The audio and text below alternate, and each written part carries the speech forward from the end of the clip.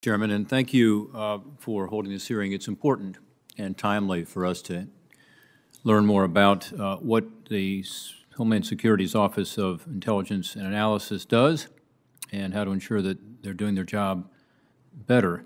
DHS is responsible for protecting the homeland, and I believe its intelligence and analysis capabilities are absolutely essential to that effort. So let me just start by saying I think the role that's being played is critical, and I look forward to discussing how to best equip the Department and its partners with critical, timely, and actionable intelligence to keep us safe from both foreign and domestic adversaries. And there's plenty of challenges right now. The events of January 6th have just been talked about, domestic terrorism, recent attacks on federal facilities and law enforcement, Mexican and other foreign cartel networks that are now operating, much more so, as I understand it, within our cities. The ongoing threat, of course, posed by foreign terrorists. All this underscores the need for ongoing intelligence and analysis focused on identifying and mitigating threats to our country. Since its inception, DHS has had an intelligence office to support its mission, understandably. Congress underscored the importance of intelligence and information sharing in the implementing recommendations from the 9/11 Commission. This was back in 2007, and that formally established the Office of Intelligence and Analysis. While it's one of the smaller entities within the IC community, the intelligence community, INA is the only IC member charged with delivering intelligence to our local, our state, our tribal, our territorial, and our private sector partners, and developing intelligence from these important partners for the Department and for the intelligence community. So, to put it simply, INA is intended to facilitate a key layer of communication and domestic coordination required, in my view, to help support the effort of DHS to protect the homeland. In my home state of Ohio, we have 3 fusion centers that have benefited greatly from the partnership with INA. I've visited one of them a couple of times, the Cincinnati Fusion Center, where I have seen the importance of the support and the partnership that INA provides. For example, I recently learned that an INA intelligence officer at one of our fusion centers in Columbus, Ohio, provided critical information on a suspect who had a plot to cause mass violence at a large music concert venue in Columbus. By leveraging INA's capabilities, the Columbus Fusion Center was able to quickly work with law enforcement to locate that suspect and place this individual on TSA's no-fly list. The suspect was then intercepted while attempting to board a flight on his way to Columbus to carry out the attack. That's an example, one example, but there are many like that where INA has played a critical role.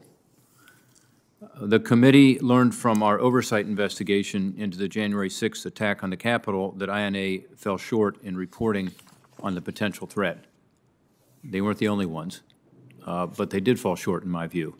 Security officials have cited the lack of intelligence and information sharing from INA and other intelligence agencies as a reason law enforcement was not better prepared to respond.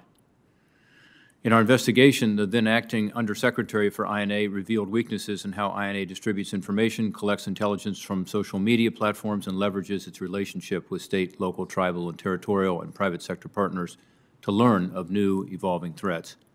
And that will be part of the report that we will be issuing here in the next few weeks.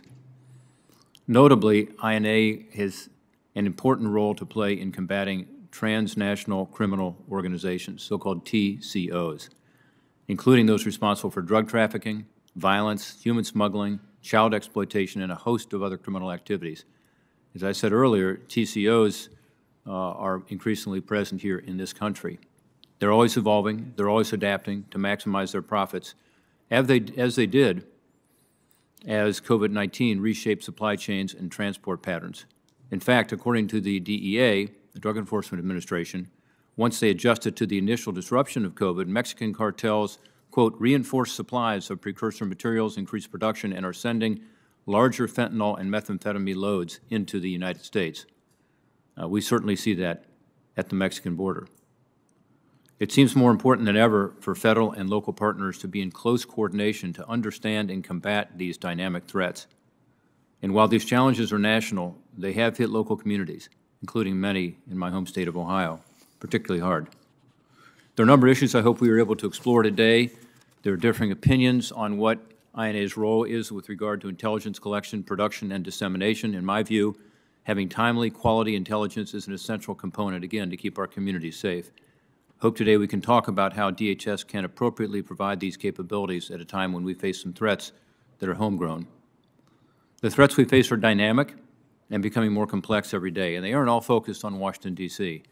Considering the current environment, how can INA best leverage those fusion centers we talked about and its partnership with state, local, and private sector partners to meet the needs of the department charged with securing our homeland? Finally, over the years, INA has faced challenges in recruiting qualified talent and has experienced consistently low morale and high rates of attrition. This is a deep concern of mine. I hope our witnesses can help us understand what can be done to address these longstanding personnel issues. So, General Taylor, Ms. Cogswell, Mr. Sena, and Ms. Patel, I'm looking forward to your testimony and some answers to those questions we posed today. Thank you.